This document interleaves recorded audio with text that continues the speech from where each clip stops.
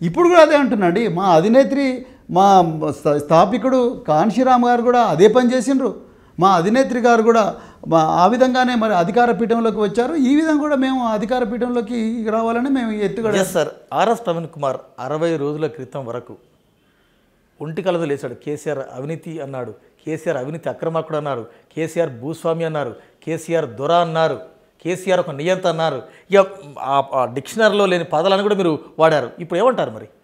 తప్పండి, తప్పు తప్పు తప్పు. నేను ఆనాడు తెలంగాణ ప్రభుత్వం చేసిన దానివల్ల ఆ కొన్ని ప్రజా వ్యతిరేక విధానాల వల్ల తెలంగాణ ప్రజలు తీవ్ర మనోవేదనకు గురైతే ఆ ప్రజల ప్రతినిధిగా నేను ఆనాడు ప్రభుత్వంతో పోరాడిన. కానీ కేసీఆర్ గారిని వ్యక్తిగతంగా దూషించడమో, ఈరోజు మరి ముఖ్యమంత్రి రేవంత్ రెడ్డి గారు మాట్లాడుతున్న భాషనో, లేకపోతే బండి సంజయ్ మాట్లాడుతున్న భాషనో, లేకపోతే ఇంకా ఇక్కడ చెప్పలేని, రాయడానికి వీలులేని, చెప్పడానికి వీలులేని భాషనో నేను మాట్లాడి రాజకీయాల్లోకి రాలేదు. నేను ఆ బ్రాండ్ రాజకీయాలు చెయ్యను. నేను అలా అంటున్నా కాదు. That is Praveen. దొర అన్నారు, గడి అన్నారు, ఏనుగెక్కి ప్రగతి భవన్ బరాబర్ ఇప్పటి కూడా ఏనుగెక్కి ప్రగతి భవన్కు పోతాం అని అన్నాం.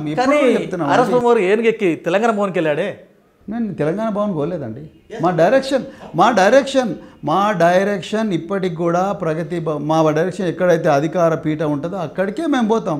ఈరోజు బీఆర్ఎస్ సహకారం తీసుకున్నాం, రేపు ఇంకొక పార్టీ సహకారం తీసుకుంటాం. మా పార్టీ అధికార పీఠానికి బహుజనులందరినీ దగ్గరికి తీసుకుపోయి వాళ్లకు న్యాయం జరిగేంత వరకు కూడా మాకు వచ్చిన ప్రతి అవకాశాన్ని కూడా వాడుకుంటామండి. దానికి తప్పే ఉన్నది. మీరు రాజ్యాధికారం తర్వాత రాజ్యాంగం ఇదంతా బాణం సార్.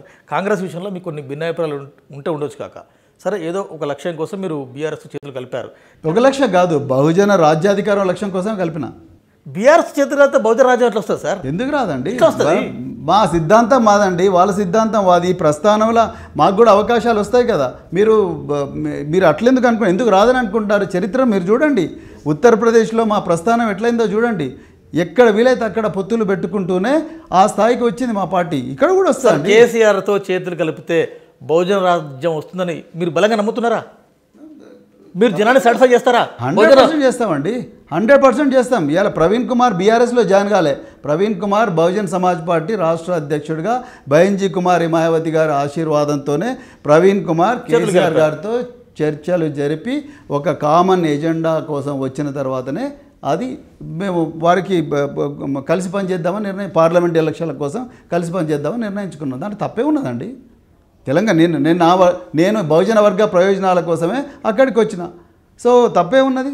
ఇవాళ బహుజన వర్గ ప్రయోజనాలు నెరవేరకపోతే మేము కూటమి నుంచి బయటకు వస్తాం. సింపుల్.